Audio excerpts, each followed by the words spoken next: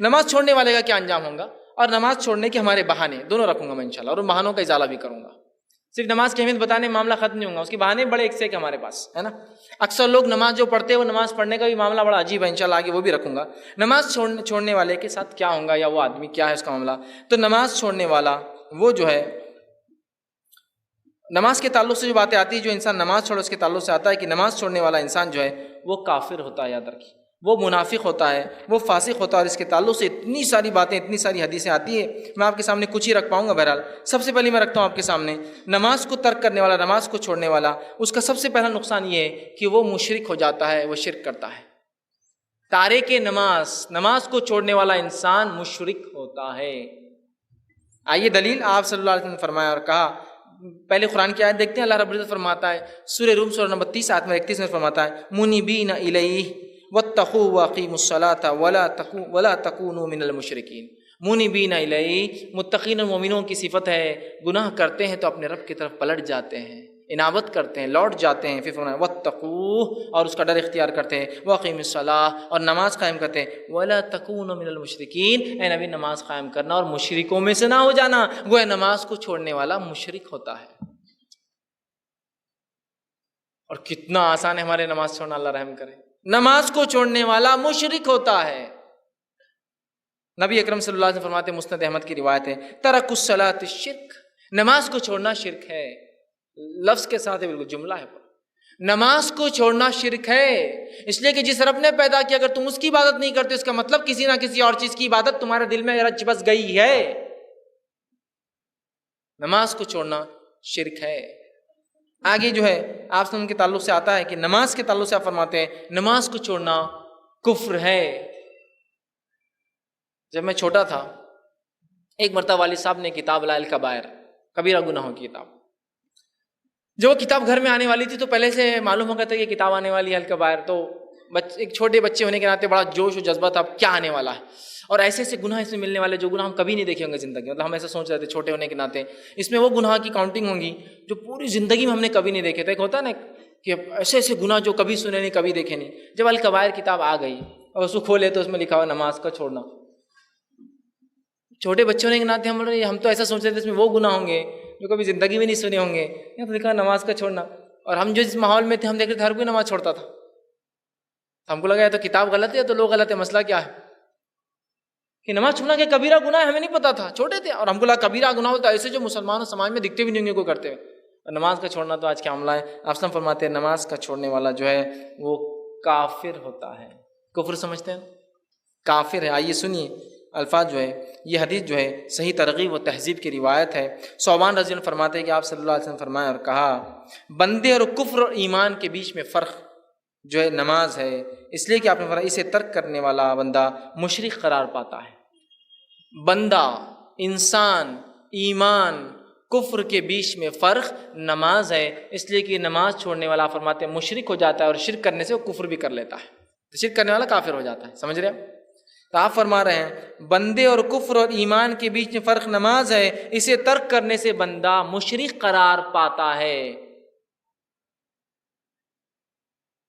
کسی کو کافر بولے تو اندازہ لگائیے، آپ کسی غیر مسلم کو آپ بولیے یہ کافر تو وہ تلمل ہو جاتا، حالانکہ اس کو سمجھتا نہیں کچھ لیکن تلمل ہو جاتا، چونکہ میڈیا نے بتایا نا اتنا کافر بولے تو یہ، کافر بولے تو یہ۔ اللہ کے رسول فرما رہے ہیں نماز کو چھوڑنے والا کافر ہو جاتا ہے، اور وہ مشرک بھی ہوتا ہے اس لیے کفر کرتا ہے۔ اب ہر کسی کی اپنی چوائس ہے، وہ جو اختیار کرنا چاہتا ہے کرے۔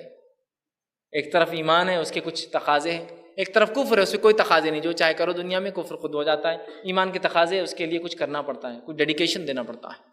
اسی طرح جو آپ نے فرماتے ہیں صحیح مسلم کی روایت ہے، ان بین رجل و بین الشرک والکفر ترک الصلاۃ، انسان اور شرک اور کفر کے بیچ کا فرق نماز ہے۔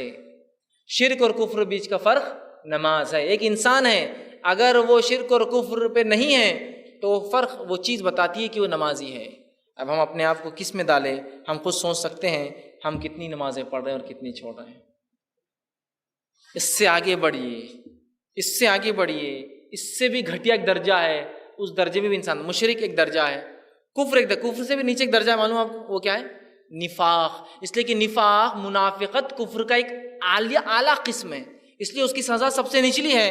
تو ایک نماز، جو انسان نماز چھوڑتا ہے وہ منافق بھی ہو جاتا ہے. اس لیے کہ اللہ رب العزت قرآن فرماتا ہے سورہ نساء سورہ نمبر 4 آیت میں 142 میں، وَإِذَا أَقَامُوا إِلَى الصَّلَاةِ قَامُوا كُسَالَىٰ، جب منافق نماز کے لیے کھڑا ہوتا ہے تو بڑی سستی سے کھڑا ہوتا ہے. يُرَاءُونَ النَّاسَ، اور جو کھڑا جو کچھ پڑھتا ہے، جو کچھ کرتا ہے وہ لوگوں کو دکھانے کرتا ہے. وَلَا يَذْكُرُونَ اللَّهَ إِلَّا قَلِيلًا، اور نہیں کرتا اللہ کا ذکر مگر بہت تھوڑا. کیا فرمایا؟ وَإِذَا قَامُوا إِلَى الصَّلَاةِ قَامُوا كُسَالَىٰ. منافق کی صفت کیا ہے؟ نماز کو کھڑا ہوتا ہے تو سستی سے، اور اس لیے کھڑا ہوتا ہے کہ لوگوں کو دکھائے، اور اللہ کا ذکر نہیں کرتا مگر بہت تھوڑا. تو منافق اسی طرح متفق علیہ روایت ہے صحیح بخاری اور صحیح مسلم کی حدیث. آپ نے فرمایا منافق پر فجر کی اور عشاء کی نماز بڑی بھاری جاتی ہے. یہ میرے بارے میں اور آپ کے بارے میں بات نہیں ہو رہی. منافق پر فجر اور عشاء کی نماز بھاری جاتی ہے. اللہ ہم پر رحم کرے، واقعی میں ہم پر فجر اور عشاء کی نماز مشکل ہو گئی ہے.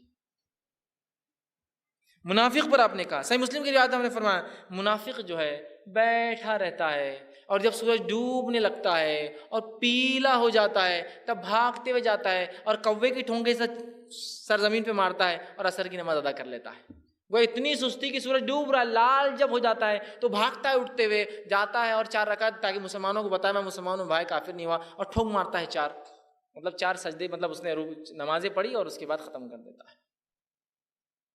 تو منافق ہو جاتا ہے وہ شخص جو ہے جو کرتا ہے. آپ صلی اللہ علیہ وسلم کے زمانے میں، آپ صلی اللہ علیہ وسلم کے زمانے میں منافقوں کی بھی ہمت اور مجال نہیں تھی کہ وہ نماز چھوڑے، اس لیے کہ انہیں پتہ تھا نماز چھوڑنے سے ہمارا کفر ظاہر ہو جائے گا.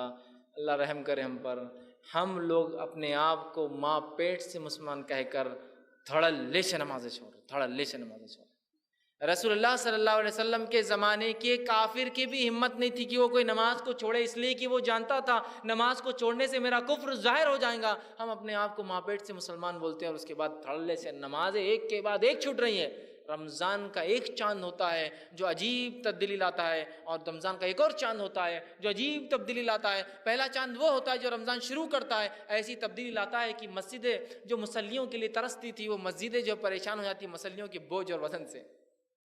جگہ نہیں ہے، راستہ نہیں ہے، ہاؤس نہیں پور رہے، پانی نہیں پور رہا، چٹائی نہیں پور رہے، راستے نہیں پور رہے، بلڈنگس نہیں پور رہی. اور پھر ایک چاند اور آتا ہے، عجیب چاند ہوتا ہے، وہ بھی آئیں گا، وہ بھی کل یا پرسوں.